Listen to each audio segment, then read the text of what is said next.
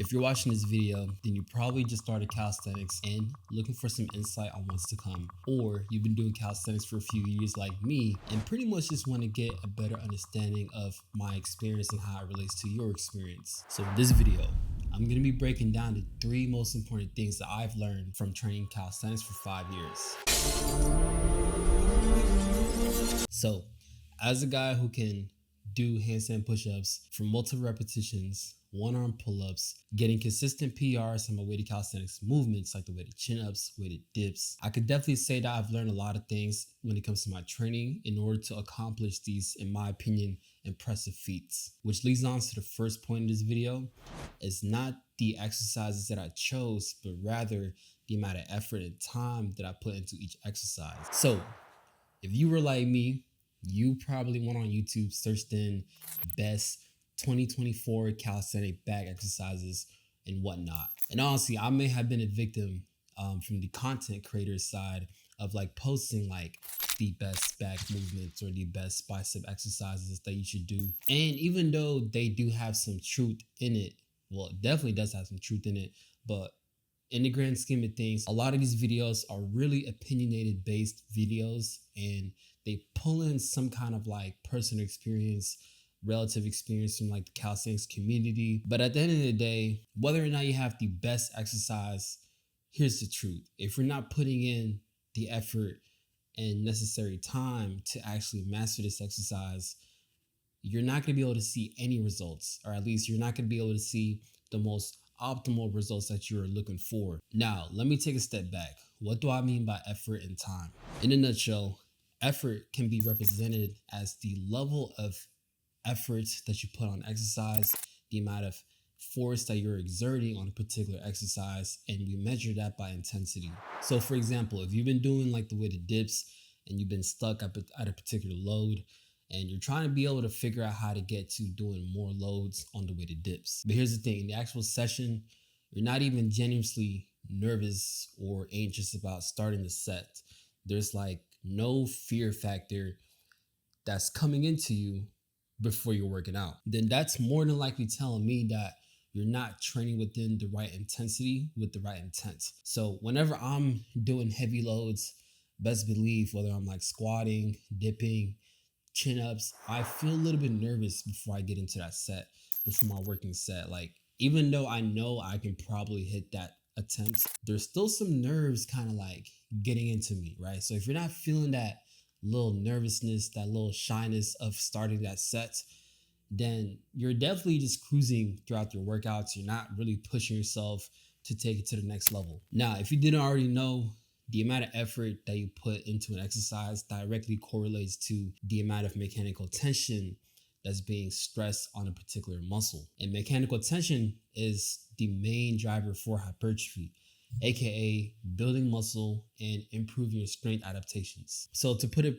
pretty much simply, if you're not training hard, you're just not going to be seeing results, like no cap. Then on my other point comes time, which should be pretty straightforward. But I truly believe that it gets passed over a lot of people's heads, like no cap, all right? The more time that you put into an exercise, the more specialized you are when it comes to executing the exercise. Like, for real, to this day, after training the chin-ups, the dips, the handstand push-ups for the last like 5 years now, I'm still improving my technique, my exercise execution, because I'm able to figure out new ways to better align my body for that particular movement, activating the right muscles within the right time, even the timing of like when I pull myself up to the bar in the chin-ups, or knowing when to push myself back up away from the bar in the dips.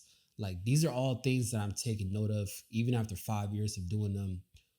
Like, I'm still learning. I'm perfecting my technique. I'm perfecting my exercise execution, which in turns will improve my overall performance. And let's not even talk about the handstand push-ups, the planche, the front lever. Like, those are the more advanced and technically demanding movements that I'm definitely learning on a probably session-to-session basis. But at the very least, I am improving on something on a month-to-month basis. So you got to keep that in mind. The more time you put on a particular thing, the better you'll just naturally get, right? So it's as simple as that.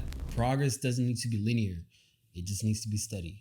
It's that simple, man. So remember, next time you search on YouTube for the best muscle building exercise or the best skill progression, it's not necessarily the actual skill progression or the exercise itself that's going to give you results, but rather it's the amount of effort and time that you put. Now, the second thing that I've learned after training calisthenics for 5 years is that it also follows up to my previous point. Less exercises proves to be more beneficial. Man, I know y'all don't want to hear this, but if you're doing 5 or 6 plus exercises in one session, you're doing too many movements, man. Doesn't matter what split you're running, how well you recover, naturally that is. Doing too much volume will spread yourself thin. More specifically, the amount of effort, going back to my other point, the amount of effort that you can relatively induce, in a consistent level for that session, it's just not going to be feasible. You're not going to be able to,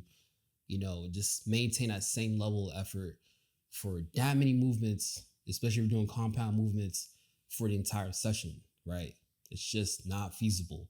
You're going to gas yourself out. You're going to hurt yourself too, probably. But more importantly, you're not going to be seeing the strength adaptations and the muscle building progress that you're looking for.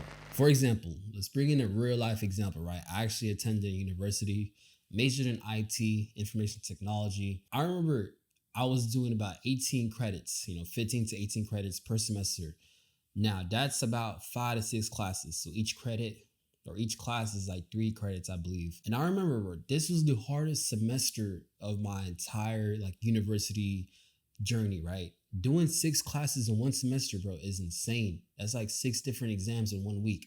And it's only 5 days out of the work day week. Like, you see what I'm trying to say? Like, the amount of time I had to allocate for studying and attending classes was very, very minimal. Like, I literally didn't have much time to even study for each class properly. So I was, in real life, spreading myself too thin, right? But I managed to still be able to pass all my classes, alhamdulillah. But it was very difficult. And I know for a fact, if I was just doing 4 or 5, which is like the standard amount of credit hours that you need to take to just pass in like 4 years or graduate in 4 years, it would have been much more less taxing, less mentally draining on me. And I would have had more time to do other things, right? So in regards to our training now, if we're doing too many movements, knowing that we have a limited work capacity, we're not going to be able to essentially understand the depth of each exercise, let alone we're not even going to have the optimal amount of energy left to even activate our muscles at 100% for each exercise. We're just going to be kind of just gassed out towards the tail end of the session, right? Meaning you might be putting the best of your efforts within the first 3 exercises, but then on exercise 4, 5, or 6, and if you're doing 7, my goodness, chill, all right? You're gonna be essentially decreasing the amount of mechanical tension that you can actually induce to your muscles, which in turns, in the long run, will just be a waste of time. You're not gonna be able to improve your strength adaptations. You're not gonna be able to build muscle, but you will be wasting your time, all right? I really hope this all makes sense, because the amount of people who DM me or talk to me about their workouts on a session basis and they're doing too many movements is insane. I'm like, bro, take a step back, bro. Dial it back a little bit. Let's kind of just limit the amount of movements you're doing per session. You can really do, for example, if you're doing a chest tricep day, you can get away with just doing 2 chest movements and 2 tricep movements and you're done. All right, call it a day. You'll see great progress. But if you're out here doing 4 chest movements, 3 tricep movements all in one day, you're doing too much, bro. You need to chill out, no cap. Now, moving on to the third and final point of this video that I highly recommend that you really take into account if you have the same goals as me. In order to maximize my overall muscle mass, I had to enter a lean bulk. I had to go through a bulking stage. That's non-negotiable for me. And if you have the same goals for you, this is probably the best advice that I can give you if you want to look like a natural bodybuilder, if you want to look jacked, yet staying strong like the gymnastic athletes that you see in the Olympics, right? Now, I actually might have some pushback on this particular point, because I do see a lot of content creators who notoriously are known for not entering a bulking stage. They look super jacked and big and whatnot. Some of them are like kind of short, so it kind of skews the perception of how much muscle they actually have. But anyways, I'm not gonna say it's impossible because there are a lot of factors, specifically like your genetics, how well you can recover, just how natural lean you are in terms of like putting on size and retaining that low body fat percentage, your overall frame, your muscle insertions. Like these are all things that can play a big role in terms of like putting on muscle and appearing big, right? But if you don't have the best frame or the best genetics for building muscle, then you're gonna be having a very hard time getting to that natural yoke look, right? Especially without doing a lean bulk. So honestly, think of the lean bulk as a natural way to enhance yourself, right?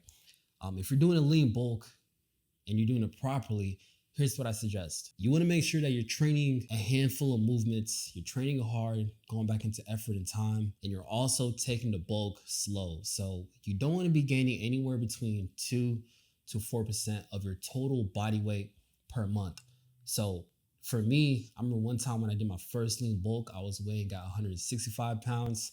So 2 to 4% of that is about a 3 to perhaps 6 pound weight gain per month at most, right? But I was sticking to the lower end of the spectrum. So I was doing like maybe like 3 pounds, maybe 4 pounds per month of weight gain. Now keep in mind, I've done this for 18 total months. To be kind of quite frank, I think 12 of those months was actually me being in a calorie surplus. And then the other remainder of the months was like me kind of just maintaining. So I would do like periods of maintenance within the bulk itself. So I didn't do like a straight shot 18-month bulking cycle. It's more so like bulk for like 8 months, maintain for a month, bulk for another 3-4 months, maintain for a bit. You get what I mean? But essentially, I got to a point where I weighed 193, 195 pounds, and that's about a 30-pound total weight gain. And I'm gonna try to show the picture side by side, but if you look at it, I look pretty lean on both pictures. I was definitely a lot leaner when I was at a lower body weight, of course, but at the end of the bulk, at the end of the lean bulk cycle, I was still having visible abs, which is like, for me, was my priority. Like I wanted to be able to put on size, but the correct size, right?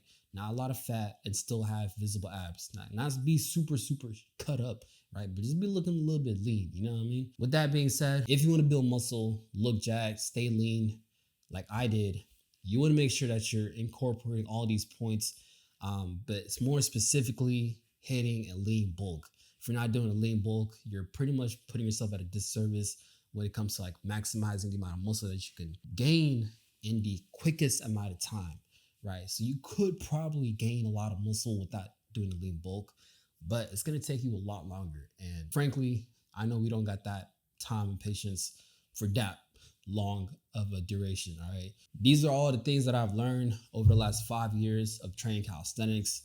And I hope that y'all pick something or related to what I said. So then that way y'all can put that into your own journey and see some results. But hey, what do I know? If you want to see more content like this, be sure to follow me, man. I'm the toughest fitness guy out here. No cap. Cobra Trains, he's up next. Make sure y'all subscribe to him. He's number one out here. He's the toughest fitness guy out here.